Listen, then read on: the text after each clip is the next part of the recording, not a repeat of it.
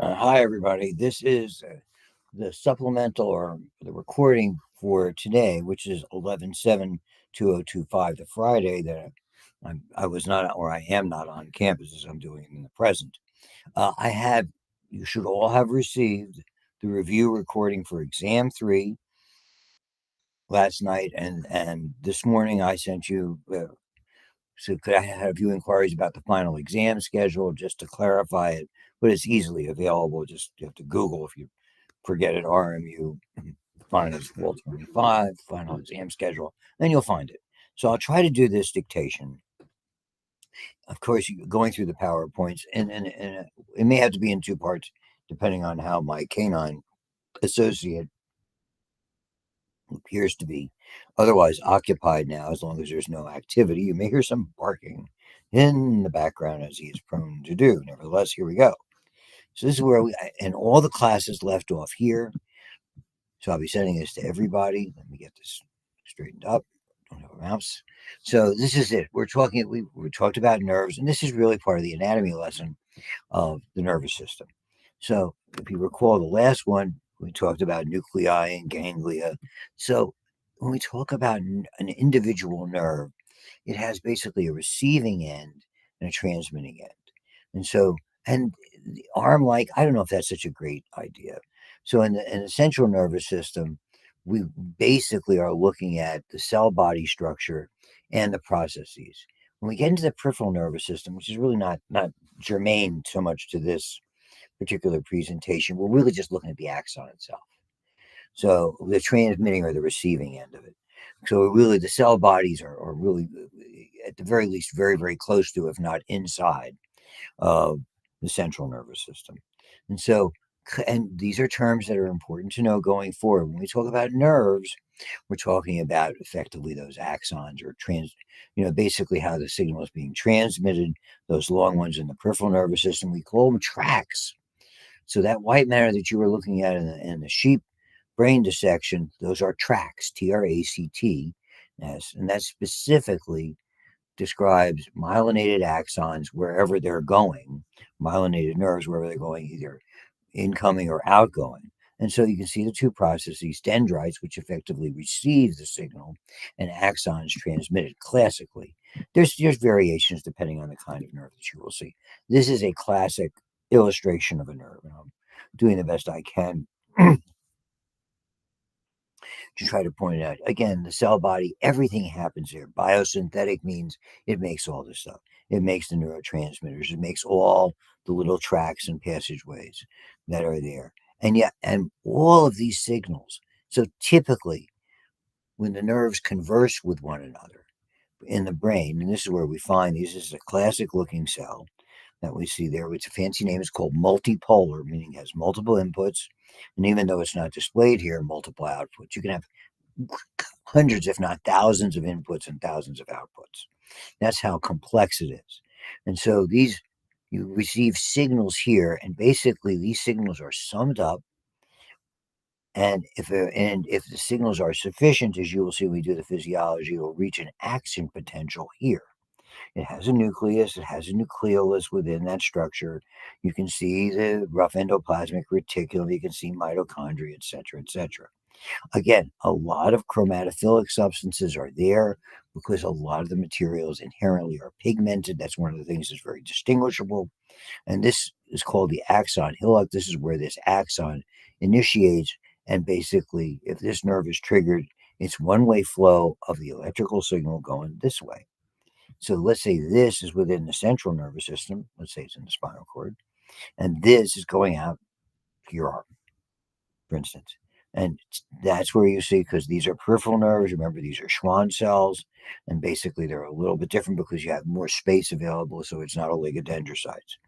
And the axon, the impulse generated, is conducted along these. And we're going to get into how it is. And here are the sheath gaps, and you'll see the term nodes of Braun VA afterwards.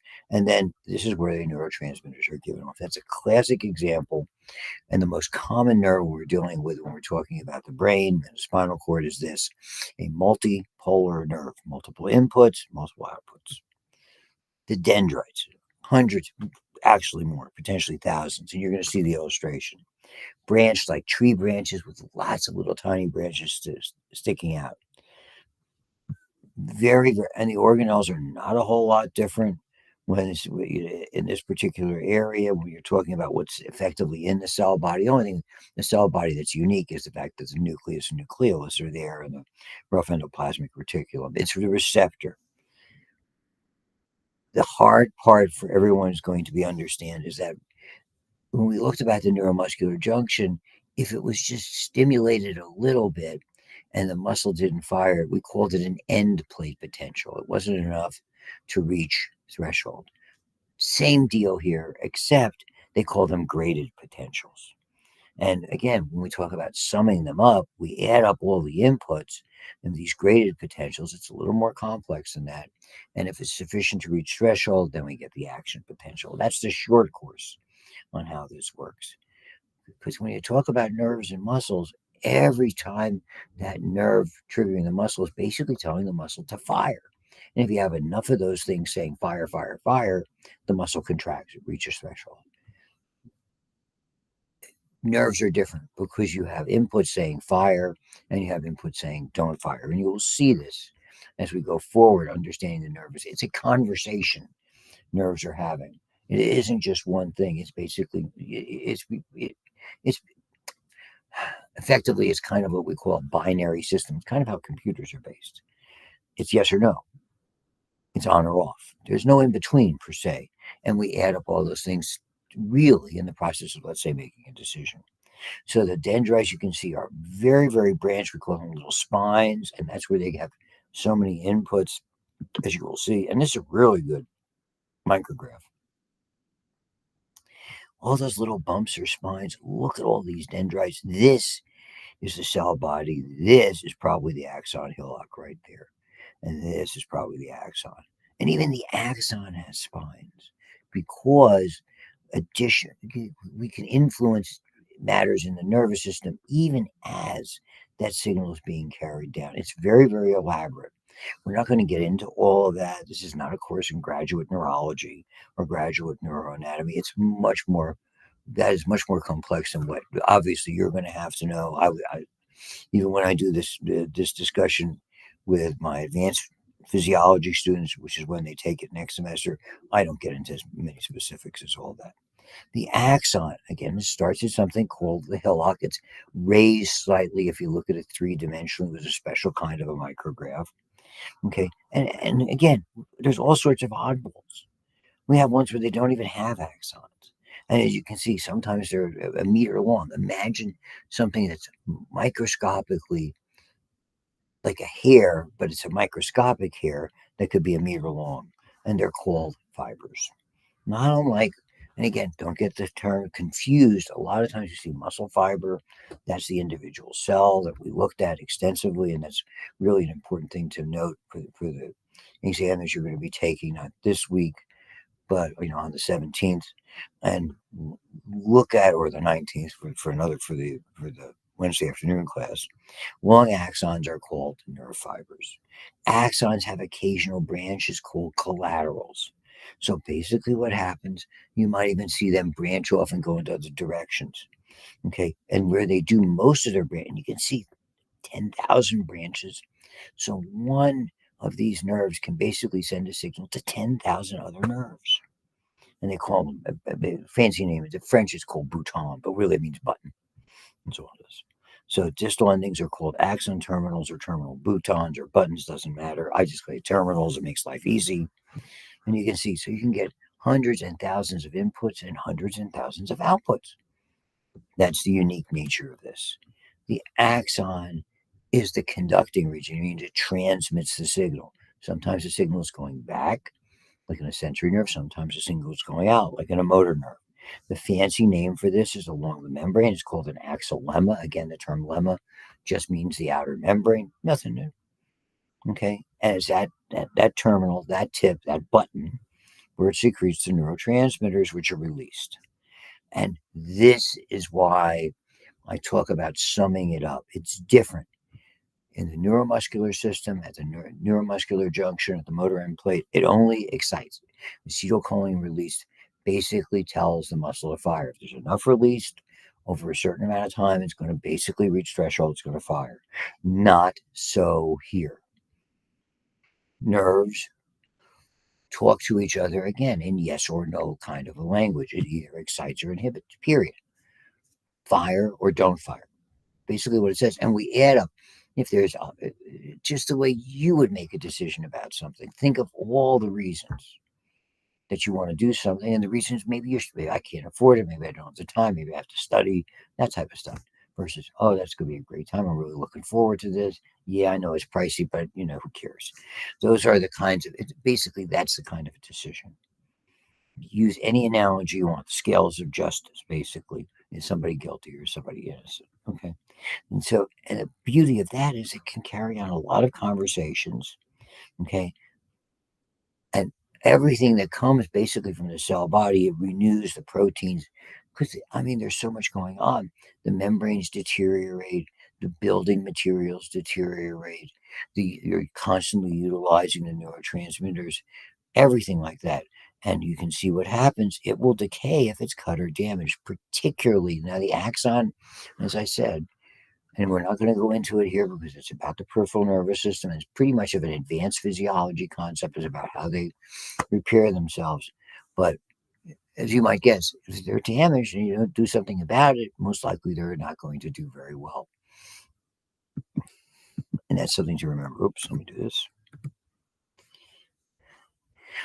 And what's interesting about this is it's two-way traffic. The signal is one way. So, but because there's so much going on with rebuilding passageways, moving materials from the cell body to the end of the axon, moving things back from the axon to the cell bodies, replenishing neurotransmitters, replenishing building blocks, replenishing membrane. Okay, so they're moved along the axons by motor proteins. We don't have to go into specifics. So there's little tiny, we call them neurofibrils, tiny little passageways that are inside the nerve. And they can be away from the cell body. So we're sending mitochondria for energy, things to make up more of the cytoskeleton, make up more passageways, more membrane, more enzymes are necessary. A lot of them play a role in the processes that goes on, certainly neurotransmitters, et cetera, et cetera. That's one-way traffic, and it's not a bigger part. That's what's sent anterograde or away from the cell body toward the termination of the axon. All good. The impulse can only go in that one direction. Okay, that has to be understood. This is more about materials. Retrograde, and this is a problem. Mitochondria that have to be degraded and rebuilt. Okay, signaling molecules. That's the reuptake of neurotransmitters. Here's the bad news: viruses and bacterial toxins, tetanus toxin, botulism toxin. That's where they have an effect. Viruses, so many of them have that effect that are there. This is where the damage comes from. When you have, I guess maybe again, it's maybe a little bit of the same discussion. I don't know that it effectively. This is how herpes gets into you, okay, and stays into you because it's really affecting the nerve. It starts in the skin, but it makes its way into the nervous system. And like I said, it works its way back up toward the cell body of a sensory nerve and stays there effectively forever. So, and again, that's more of a micro thing than this. So, viruses and toxins damage the neural tissues. The classic example here's, and this is the one I should have remembered. Here's rabies. Rabies goes along, and unfortunately, where it hits is in the brain. And if you did not know it, rabies is fatal. And so the only way, if you or one of your animals or something is exposed to rabies, they need to be treated for it. Again, that's more about micro when we talk about the treatment. Polio is something that we're vaccinated for when we're very, very young. That's a whole other discussion about age and when we should be giving types of vaccines. But polio is a virus that you absorb through your gut. Basically comes from contaminated water, and it goes into your nervous system and it damages the nerves going to the muscles. Ta-da, ta-da, ta-da. There's herpes and tetanus. And so all of it, and this is what's interesting. corrected genes, or what they call microRNA, to suppress genes. This is really advanced stuff. You don't have to know about it, but it's contextual. When I say contextual, it means it gives you an idea why this stuff is kind of important to understand that. Okay, really, and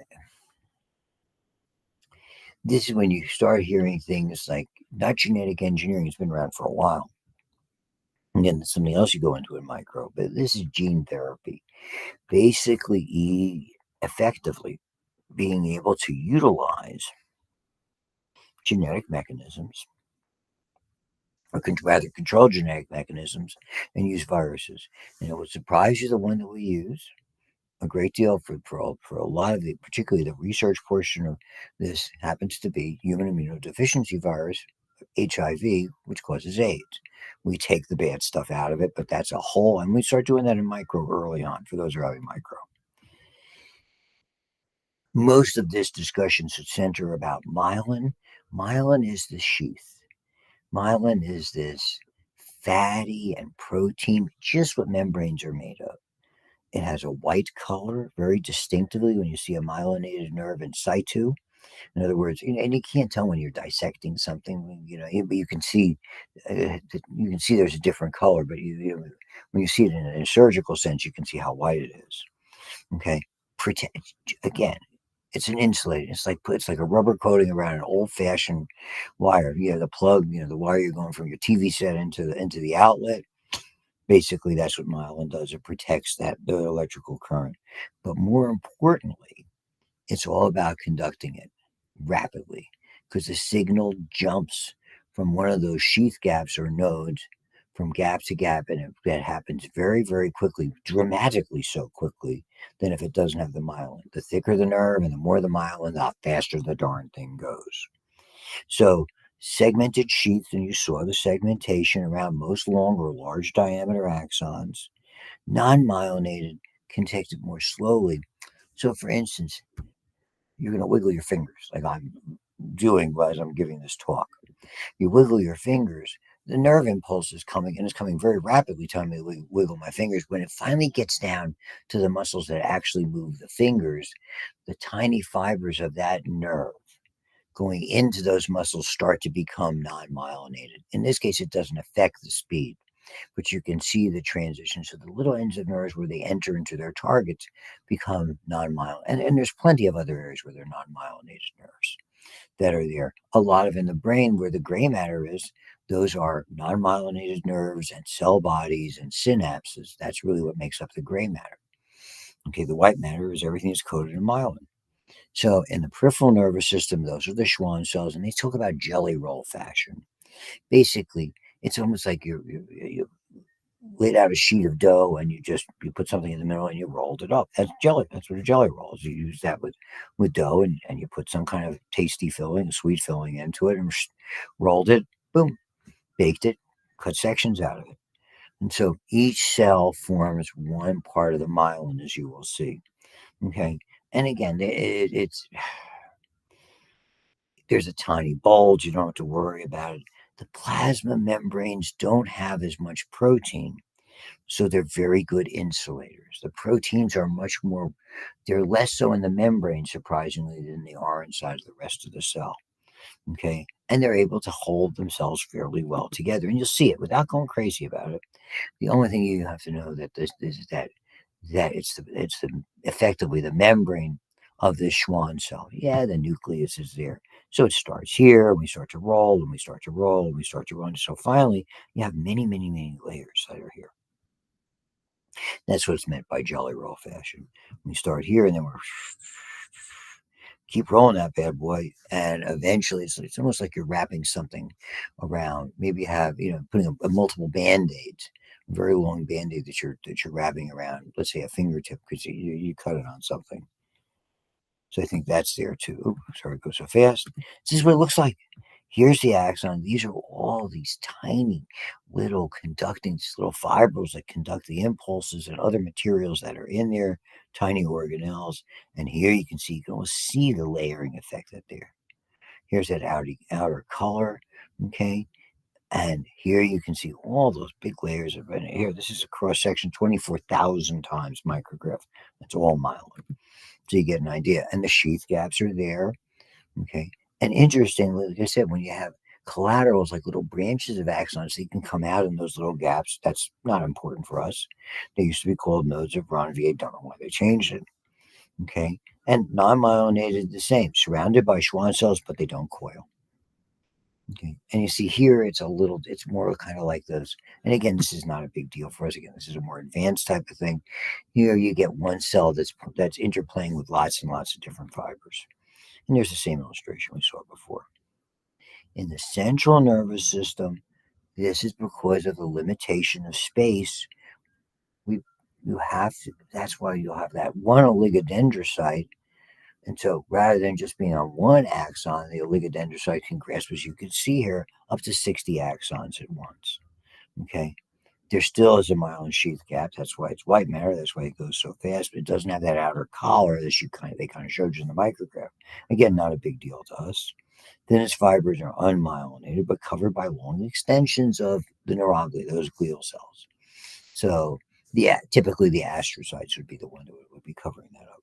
So the only thing you really have to take away from this, oligodendrocytes, it's their processes, their extension. Those processes are basically just membrane with proteins and fats. But it's one can wrap up to 60 axons, so you'll have multiple ones, as you saw in the illustration. I'm sure they'll show it to you again. Or you can go back and look at white matter. Regions of the brain and spinal cord with dense collections, usually called tracts. We'll explain a little bit about the tracks to you. We're not going to go crazy with names or things like that. And gray matter, mostly cell bodies, synapses, dendrites, non-myelinated fibers. That's what makes it gray matter. And here's that illustration again. So here, one oligodendrocyte, another. And you can still see the sheath gaps, but you can see it's involved, and they're just showing you 3 here, but up to 60 nerves. And then these are the different cells. We're almost done with this presentation. Multipolar, okay, axon. It's the most you're going to see without going. You don't have to know about this. Bipolar is something you look at when you start talking about special senses. You probably didn't go into it in the eye. You probably did the basic anatomy, but for instance, in the eye, okay, you have a way. Basically, what makes special senses special is basically you're changing the signal. You're going from in the eye. You're going from a photo signal, a light-induced signal, to an electrical signal. And in order to do that, it has to basically change. The light energy causes proteins to change shape. They call it one signal. Now we have to change the signal into a type of signal that your brain can interpret. So that's the kind of thing that you do need to be familiar with. Okay. That's bipolar, but not for this. I'm just mentioning for sake of completeness. And unipolar, okay, that's the ones typically they're almost every sensory nerve. Vast majority of sensory nerves coming in, all of those dorsal root ganglia things I was talking about, they're called unipolar. You'll see the illustration. I don't think I have a question for this on the final. I will double check, but that's a ways away, and we'll go over that. So here's the one we were showing you before: multiple inputs, multiple outputs. That's multipolar. The cell bodies, the unique thing about these cell bodies in the middle, you'll see that when you look at the eyes. A really good example of that. From where the rods and cones, which are the photoreceptors, the signal goes to one of these bipolar cells, and then it makes its way into your brain so you can figure out what you're looking at. And here's that thing. If you had a bunch of these, it doesn't quite look like that unipolar, okay, because the cell body's offset. The signal is it's coming in this way, and then you can see this, and that's kind of like the sensory nerve where it receives. That's like what we were talking about. And there's another picture of them you can see. Same deal. Lots and lots of inputs, and not even showing you. Here's all lots and lots of outputs, different kinds of cells. We'll look at, and that's a fancy name called a Purkinje cell. Down the road, we'll talk about that. And this is basically it. Sensory incoming toward the central nervous system. They're almost all unipolar. Their cell bodies, just like at that dorsal root ganglia, are located in ganglia. It's not the only kind of ganglia. You have big ganglia. You got a chance to look at the brain. And when you saw the olfactory bulbs on the undersurface of the sheep brain, those were ganglia. So I don't know if it were pointed out to you, but those mounds were ganglia. That's where all the signals coming from the sheep's nose were collected and then sent to the brain for whatever the sheep was smelling. That are there. Motor's the other direction, from the central nervous system to muscles and glands. Most cell bodies are located in the central nervous system. There's some oddballs. We'll get to autonomic, and they're almost all multipolar. Okay. And again, everything else is in between. Association neurons, interneurons, doesn't matter. They're all the same. Shuttle the signals. Most are entirely within the central nervous system, and that's the big number.